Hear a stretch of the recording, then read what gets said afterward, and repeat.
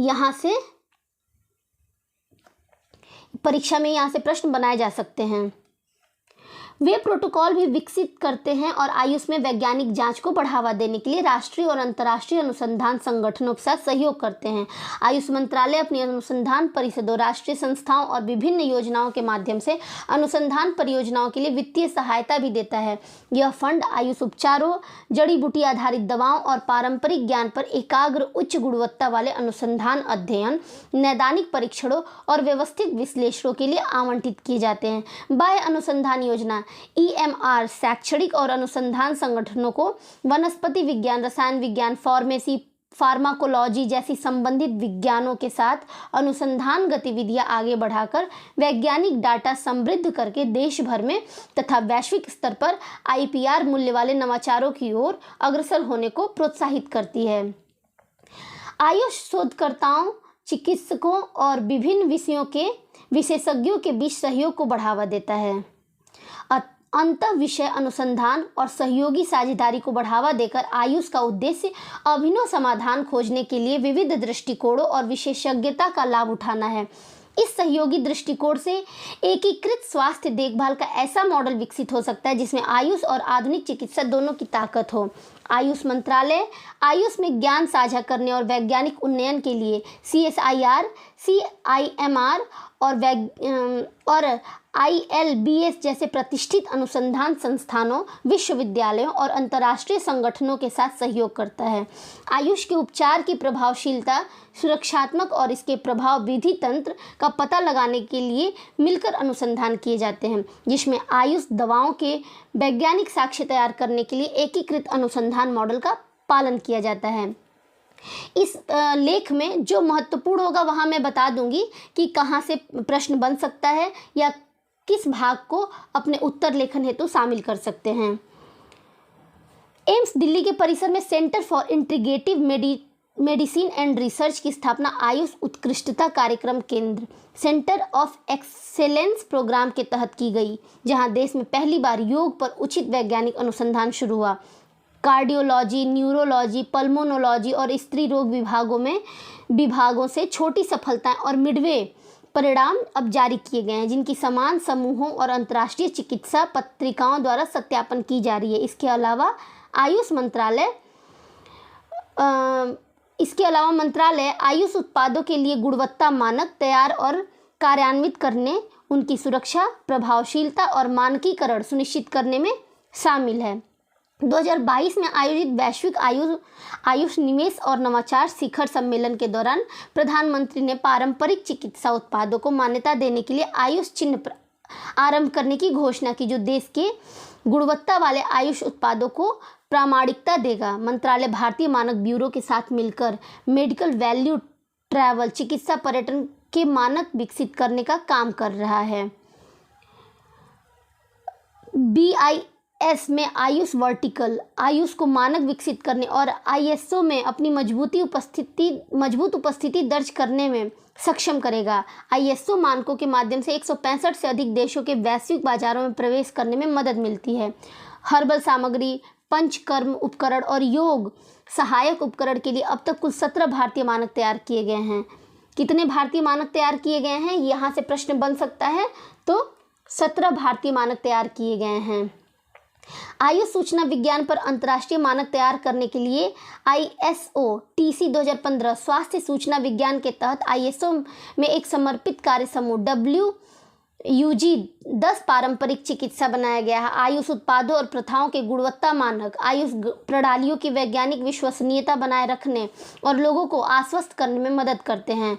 आयुष मंत्रालय सहकक्ष समीक्षा पत्रिकाओं और प्रकाशनों के माध्यम से अनुसंधान निष्कर्षों के प्रसार को बढ़ावा देता है। यह वैज्ञानिक विमर्श को प्रोत्साहित करता है और शोधकर्ताओं, चिकित्सकों और नीति निर्माताओं को आयुष में नवीनतम वैज्ञानिक साक्ष्य और विकास के साथ अद्यतन रहने में सक्षम करता है। वैश्विक स्तर पर आयुष प्रणालियों के साक्ष्य आधारित अनुसंधान डाटा के प्रसार के लिए आयुष अनुसंधान पोर्टल बनाया गया है। आज तक कुल मिलाकर नैदानिक, पूर्व नैदानिक दवा अनुसंधान और आधारभूत तथ्यों पर 39,109 शोध अध्ययन उपलब्ध हैं। आयुष के रोग रोधी क्षमता बढ़ाने के उपाय। नित्य 30 मिनट तक योगासन, प्राणायाम और ध्यान साधना। कोविड-19 रोग निरोध के लिए आयुष मंत्रालय की सलाह। भाप लेना, गले में दर्द होने पर केवल सादा पानी या इसमें पुदीने के पत्ते अथवा अजवाइन अथवा कर्पूर डालकर दिन में 1 बार भाप लें। और सूखी खांसी या गले में खराश तो दिन में 2-3 बार 2 ग्राम शहद के साथ 1 ग्राम लौंग या मुलैठी के चूर्ण का सेवन करें।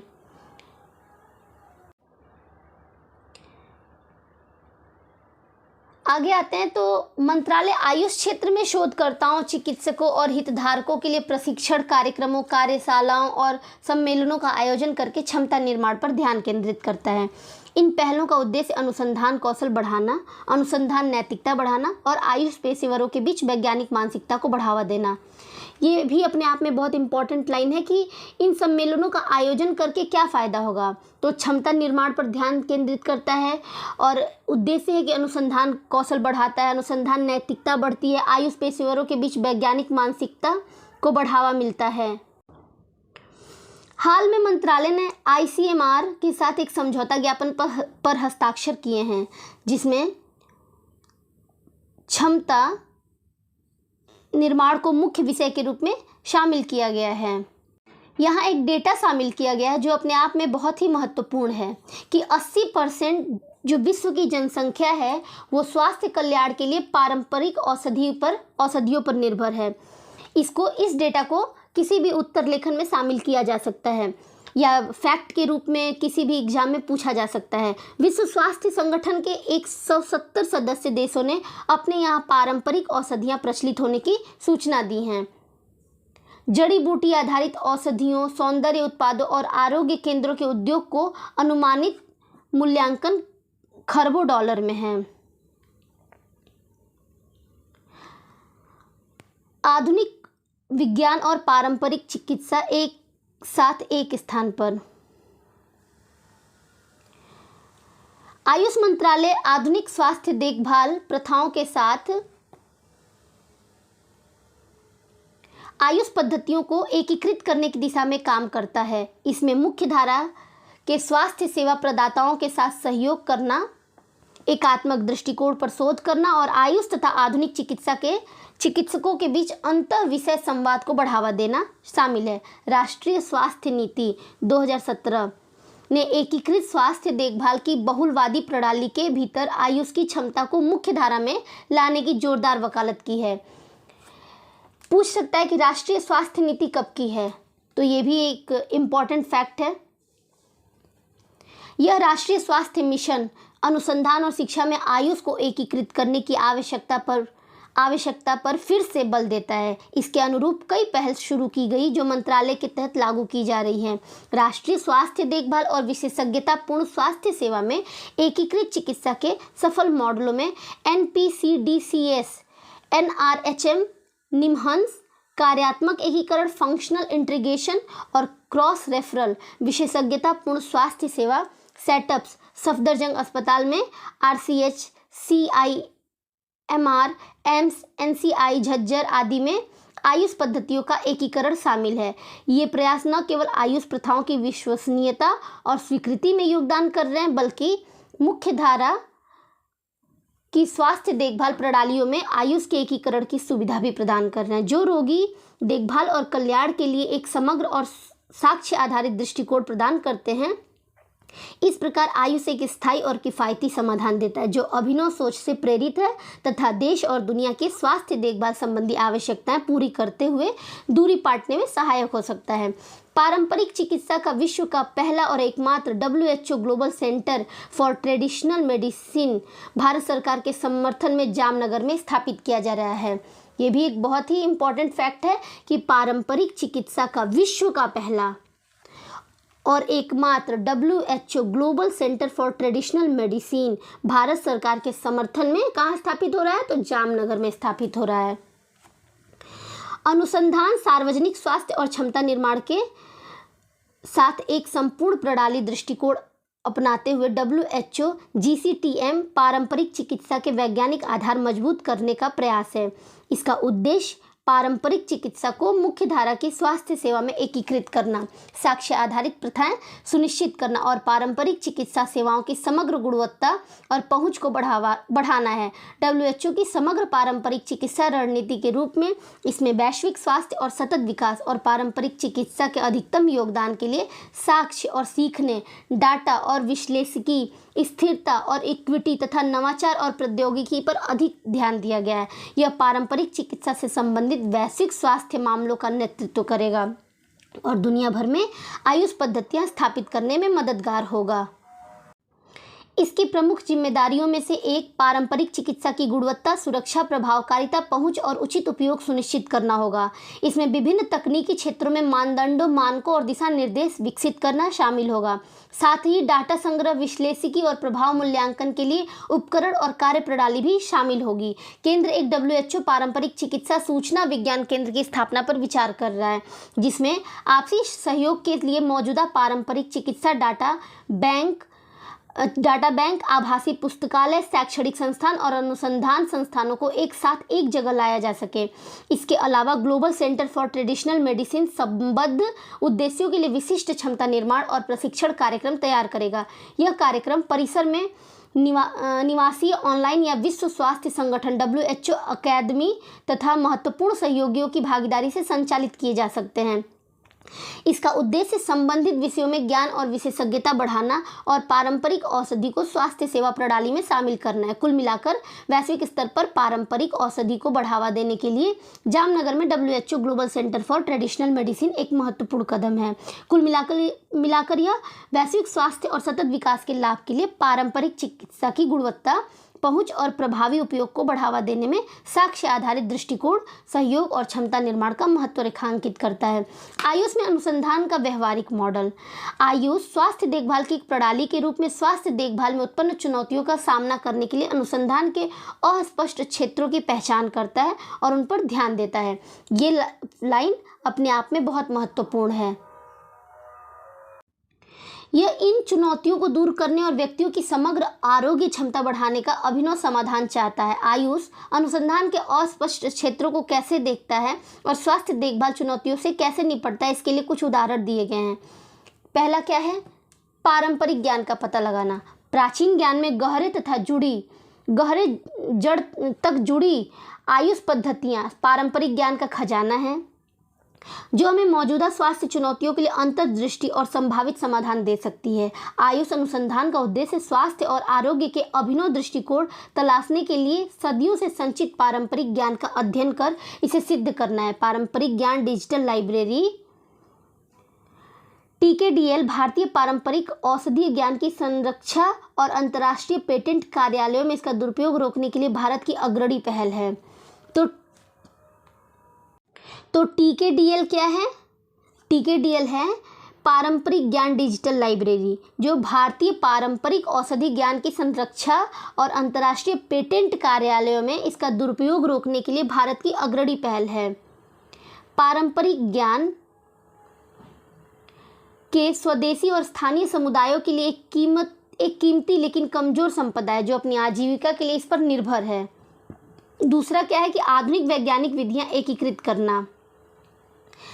आयुष अपने शोध में आधुनिक वैज्ञानिक तरीकों और साक्ष्य आधारित प्रथाओं को एकीकृत करने का महत्व समझता है। नैदानिक परीक्षणों, पर्यवेक्षण संबंधी अध्ययनों और व्यवस्थित समीक्षाओं सहित कठोर वैज्ञानिक पद्धतियां अपनाकर आयुष पारंपरिक ज्ञान और समकालीन वैज्ञानिक मानकों के बीच की खाई पाटने का प्रयास करता है। इस एकीकरण से आयुष हस्तक्षेप और उनके संभावित लाभों की व्यापक समझ बनती है। कोविड-19 ने अनुसंधान और विकास तथा सार्वजनिक स्वास्थ्य और देखभाल सहित विभिन्न स्तरों पर एक सफल एकीकरण के लिए शक्तिशाली मंच दिया है। आपसी समझ और सहयोग तथा विभिन्न विषयों के माध्यम से आयुष मंत्रालय की सक्रिय पहल के परिणाम स्वरूप एकीकृत अनुसंधान और बड़े सार्वजनिक स्वास्थ्य परिणामों का संचालन हुआ। आयुष मंत्रालय ने कोविड के प्रबंधन के लिए रणनीति तैयार करने की और विकसित करने के लिए प्रतिष्ठित राष्ट्रीय संगठनों के सहयोग से एक अंतःविषय आयुष अनुसंधान और विकास कार्यबल का गठन किया है। कार्यबल के मार्गदर्शन में मंत्रालय के तहत अनुसंधान परिषदों और राष्ट्रीय संस्थानों ने कोविड-19 अनुसंधान पर कुल 150 नैदानिक, पूर्व नैदानिक और महामारी विज्ञान अध्ययन किए गए हैं। इसमें 46 रोग निरोधी, 49 इंटरवेंशनल अध्ययन, 17 पर्यवेक्षण, 10 सर्वेक्षण और 24 पूर्व नैदानिक प्रयोगात्मक अध्ययन, 2 मोनोग्राफ और 2 व्यवस्थित समीक्षाएं शामिल हैं। 63 पांडुलिपियां प्रकाशित की गई हैं। कोविड-19 के प्रबंधन के लिए आयुर्वेद और योग पर आधारित राष्ट्रीय नैदानिक प्रबंधन प्रोटोकॉल भी जारी किया गया है। अनुभवजन्य साक्ष्यों के आधार पर आयुष 64 को कोविड-19 के लिए फिर से तैयार किया गया और इसकी चिकित्सीय क्षमता के मूल्यांकन के लिए इन सिलिको, इन विट्रो और नैदानिक अध्ययन जैसे व्यापक अध्ययन किए गए। मजबूत अध्ययनों के आधार पर ठोस सबूतों से आयुष 64 कप्सुरा कुडिनीर को कोविड-19 प्रबंधन में मानक देखभाल के लिए संभावित सहायक के रूप में माना गया। कोविड-19 ने दुनिया भर में हर्बल उत्पादों की मांग और बढ़ा दी तथा हर्बल दवाओं की बिक्री में तेजी से वृद्धि देखी गई। भारतीय आयुष उद्योग के बाजार में 2024 से 20, ये आंकड़ा अपने आप में बहुत ही इम्पॉर्टेंट है कि भारतीय आयुष उद्योग के बाजार में 2024 से 20 के 7 वर्ष के दौरान 6 गुना वृद्धि देखी गई। स्रोत: भारत में आयुष क्षेत्र, संभावनाएं और चुनौतियां। तीसरा पॉइंट है कि अपूरित स्वास्थ्य आवश्यकताएं पूरी करना। आयुष अपूरित स्वास्थ्य आवश्यकताओं को पूरा करने के लिए है, खासकर उन क्षेत्रों में जहां आधुनिक चिकित्सा सीमित हो सकती है। वहां इस कमी को पूरा करने के लिए आयुष का काम अभिनव समाधान और पूरक उपचार प्रदान करके इस खाई को पाटना है। इसमें पुरानी स्थितियों का प्रबंधन, जीवन शैली से संबंधित बीमारियों का उपचार करना, मानसिक स्वास्थ्य और निवारक स्वास्थ्य सेवा को बढ़ावा देना शामिल हो सकता है। ये अपने आप में बहुत इंपॉर्टेंट है। क्या क्या उसमें शामिल हो सकता है? उदाहरण के लिए CRAS ने मानसिक स्वास्थ्य के क्षेत्र में आयुर्वेद और योग हस्तक्षेप के ठोस सबूत दिखाने के लिए विभिन्न अनुसंधान पहल की है।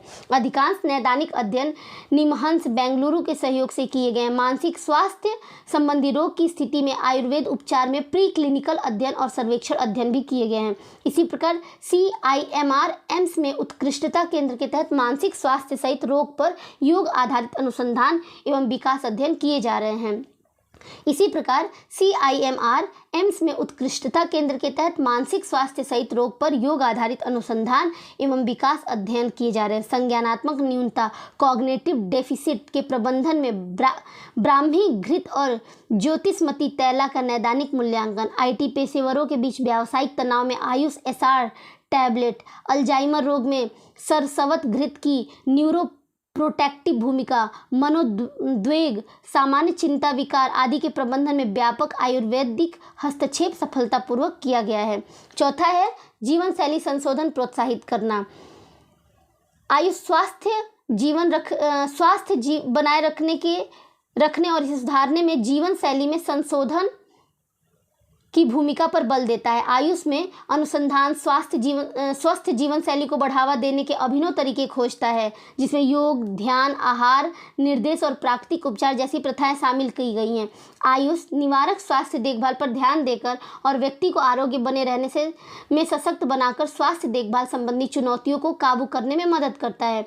CIMR COE परियोजनाओं में कई अध्ययन अब तक दिल की धड़कन थमने, धड़कन के लय संबंधी विकार और दिल के दौरे से उबरने वाले रोगियों में सरल लागत प्रभावी योग के संभावित लाभों का खुलासा किया है। अवसाद, नींद की गड़बड़ी, मधुमेह, रक्तचाप और एपिसोडिक माइग्रेन से पीड़ित रोगियों ने अपनी बीमारियों की आवृत्ति, तीव्रता और प्रभाव में सुधार की जानकारी दी है। जबकि प्रसव पूर्व योग गर्भवती महिलाओं को गर्भावस्था के दौरान शरीर में होने वाले परिवर्तनों के प्रति शांत रहने में मदद कर रहा है। योग कार्यक्रम में धीमी और गहरी सांस लेने वाले व्यायाम, विश्राम तकनीकी और यौगिक आसन शामिल हैं, जो ऑटो इम्यून तंत्रिका तंत्र को प्रभावित करते हैं और रोगियों की मानसिकता और जीवन की गुणवत्ता में सुधार करते हैं। पांचवा पॉइंट है कि पूर्वानुमानित, निवारक और व्यक्तिपरक चिकित्सा। आयुष का समग्र दृष्टिकोण स्वास्थ्य और आरोग्य के लिए स्वास्थ्य देखभाल संबंधी चुनौतियों के बहुआयामी पहलुओं पर असर डालता है। इसका मानना है कि स्वास्थ्य को शारीरिक, मानसिक, भावनात्मक और आध्यात्मिक पहलुओं सहित विभिन्न कारक प्रभावित करते हैं। आयुष अनुसंधान इन तत्वों के परस्पर संबंध की पड़ताल करके अभिनव समाधान तलाशता है, जो व्यक्ति को संपूर्णता में आकर स्वास्थ्य देखभाल के लिए व्यापक और व्यक्तिगत दृष्टिकोण को बढ़ावा देता है। आयुर्वेद जीनोमिक्स या जीनोमिक चिकित्सा। अब ये क्या है? जीनोमिक्स या जीनोमिक चिकित्सा के रूप में भी जाना जाने वाला आयुर्वेद जीनोमिक्स एक उभरता हुआ क्षेत्र है जो स्वास्थ्य देखभाल को व्यक्तिकृत करने और उपचार के लिए व्यक्तिगत विविधताओं के आनुवांशिक आधार को समझने के लिए आयुर्वेद और जीनोमिक्स के सिद्धांतों को जोड़ता है। आयुर्जीनोमिक्स अनुसंधान के परिणामों में व्यक्तिगत चिकित्सा में क्रांति लाने और स्वास्थ्य परिणामों में सुधार करने की क्षमता है। CSIR IGIB COE Trisutra translation research and innovative science through ayurgenomics के माध्यम से आयुर्वेद विज्ञान पर उच्च स्तरीय शोध किए जा रहे हैं। इसमें प्रकृति आधारित समूहीकरण यानी लोगों का फेनोटाइपिंग शामिल है और प्रकृति के मॉलिक्यूलर सहसंबंधों की खोज के लिए आयुर्जीनोमिक्स दृष्टिकोण का उपयोग करना शामिल है। आयुर्वेदिक अनुसंधान आयुर्वेदिक पद्धतियों और उपकरणों के उन्नयन के अनुसंधान में मदद करता है। आयुर्वेद जीनोमिक्स या जीनोमिक चिकित्सा के रूप में भी जाना जाने वाला आयुर्वेद जीनोमिक्स एक उभरता हुआ क्षेत्र है जो स्वास्थ्य देखभाल को व्यक्तिकृत करने और उपचार के लिए व्यक्तिगत विविधताओं के आनुवांशिक आधार को समझने के लिए आयुर्वेद और जीनोमिक्स के सिद्धांतों को जोड़ता है। आयुर्जीनोमिक्स अनुसंधान के परिणामों में व्यक्तिगत चिकित्सा में क्रांति लाने और स्वास्थ्य परिणामों में सुधार करने की क्षमता है। ये इम्पॉर्टेंट है। अब यहाँ आयुष संजीवनी मोबाइल ऐप। आयुष संजीवनी मोबाइल ऐप क्या है? ये कि भारत में कोविड-19 महामारी के दौरान स्वास्थ्य बनाए रखने के लिए पारंपरिक औषधि का उपयोग समाज के विभिन्न वर्गों से एकत्र जानकारी के विश्लेषण से पुष्टि हुई है कि देश के विभिन्न हिस्सों में बड़ी संख्या में लोगों ने कोविड-19 वैश्विक महामारी के दौरान आयुष विधियों का उपयोग किया है और सामान्य रूप से आरोग्य रहने में उन्हें बहुत लाभ मिला, जिसका जीवन की गुणवत्ता और स्वास्थ्य पर विशेष रूप से प्रभाव पड़ा है। योग क्या है? कि श्वसन नियंत्रण का अभ्यास प्राणायाम कहलाता है। प्राणायाम किसे कहते हैं? कि श्वसन नियंत्रण का अभ्यास ही प्राणायाम कहलाता है। यह रक्त में ऑक्सीजन की मात्रा बढ़ाने में सहायक होता है। यह प्रदाह इन्फ्लामेशन रोधी कार्य करके शरीर की रोग रोधी प्रणाली का नियमन करता है। तो यह लेख पूरा हुआ।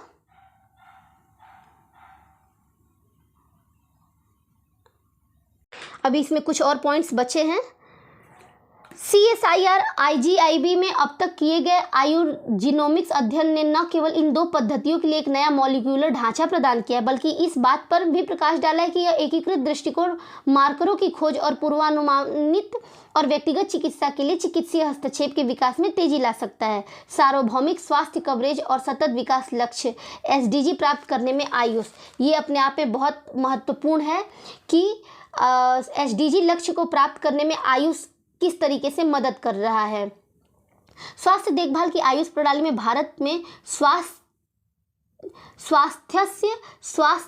रक्षणाम के सिद्धांत पर बहुलवादी आधार का महत्वपूर्ण हिस्सा है। आयुष स्वास्थ्य सेवा प्रणाली विश्व स्वास्थ्य संगठन के सार्वभौम स्वास्थ्य कवरेज के 4 उद्देश्यों क्या हैं? उसके 4 उद्देश्य पहुंच, सामर्थ्य, उपलब्धता और स्वीकार्यता का अनुपालन करता है। साथ ही आयुष मंत्रालय के प्रयास संयुक्त राष्ट्र के सतत विकास लक्ष्यों SDG के अनुरूप है। आयुष पोषण समग्र पोषण के लिए प्रधानमंत्री की व्यापक योजना अभियान के माध्यम से शून्य भूखमरी SDG 2 को प्राप्त करने में महत्वपूर्ण भूमिका निभाता है। SDG 2 क्या है? तो भूखमरी। और आयुष पोषण क्या है? समग्र पोषण के लिए प्रधानमंत्री की व्यापक योजना। आयुष पोषण को भी अच्छे से देख लीजिएगा क्योंकि यह महत्वपूर्ण है, इस लेख में शामिल किया गया है, तो इस पे प्रश्न बन सकता है। और जो भी 17 सतत विकास लक्ष्य हैं किसमें क्या शामिल है यह भी महत्वपूर्ण है, तो उसको भी पढ़ लेना ज़्यादा उचित होगा। जिसके तहत आयुष मंत्रालय आयुर्वेद, योग और अन्य आयुष पद्धतियों के सिद्धांतों और प्रथाओं के माध्यम से किशोरियों, गर्भवती महिलाओं, किशोरियों, गर्भवती महिलाओं, स्तनपान कराने वाली माताओं के साथ बच्चों में कुपोषण और एनीमिया दूर करने के लिए महिला एवं बाल विकास मंत्रालय के साथ समन्वय करता है।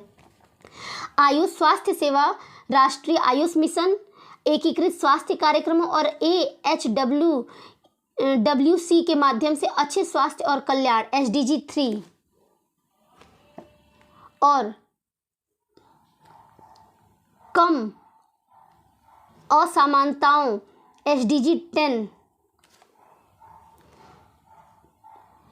की दिशा में काम करने के साथ ही स्वास्थ्य असमानताओं और सामर्थ्य से अधिक खर्च करने पर भी नजर रखती है। हर्बल दवाओं और प्रकृति के संसाधनों के उपयोग से आयुष ने हमेशा SDG 11 क्या है? टिकाऊ शहरों और समुदायों का समर्थन किया है। लक्ष्यों के लिए साझेदारी SDG 17 तक एक SDG है जिसे भारत में आयुष के माध्यम से विभिन्न स्वास्थ्य देखभाल प्रणालियों के बीच साझेदारी तथा ज्ञान और विशेषज्ञता के आदान प्रदान को बढ़ावा देकर हासिल किया जाता है। इससे स्वास्थ्य सेवाओं की गुणवत्ता और पहुंच में सुधार करने में मदद मिलती है।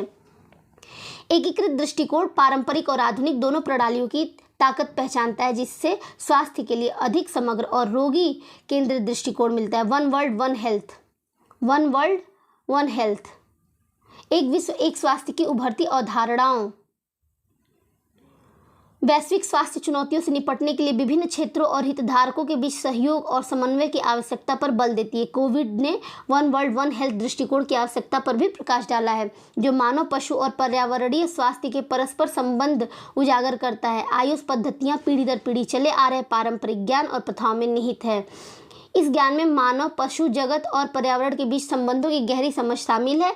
आयुष स्वास्थ्य और पारिस्थितिकी तंत्र में सद्भाव और संतुलन को बढ़ावा देने वाली पारंपरिक प्रथाएं साझा करके वन वर्ल्ड वन हेल्थ दृष्टिकोण में अपनी विशेषज्ञता का योगदान कर सकता है। आयुष क्या है उसके बारे में यहाँ अच्छे से बताया गया है।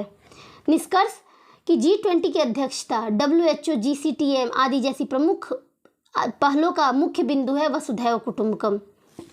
ध्येय वाक्य G20 का इस बार का क्या है? वसुधैव कुटुंबकम, जिसका अर्थ है कि पूरी पृथ्वी एक परिवार है।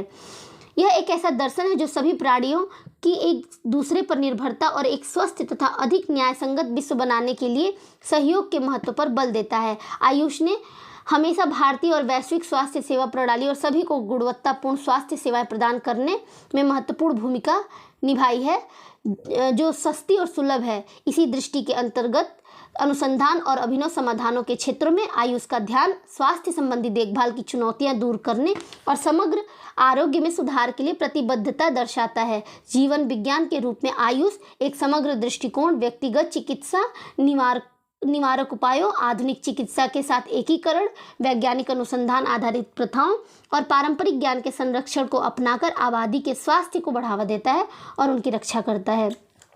इन सिद्धांतों को अपनाकर आयुष सभी के लिए स्वास्थ्य का लक्ष्य प्राप्त करने के उद्देश्य से स्वास्थ्य देखभाल के लिए एक व्यापक और रोगी केंद्रित दृष्टिकोण में योगदान करता है। तो यह लेख अब समाप्त हुआ। धन्यवाद।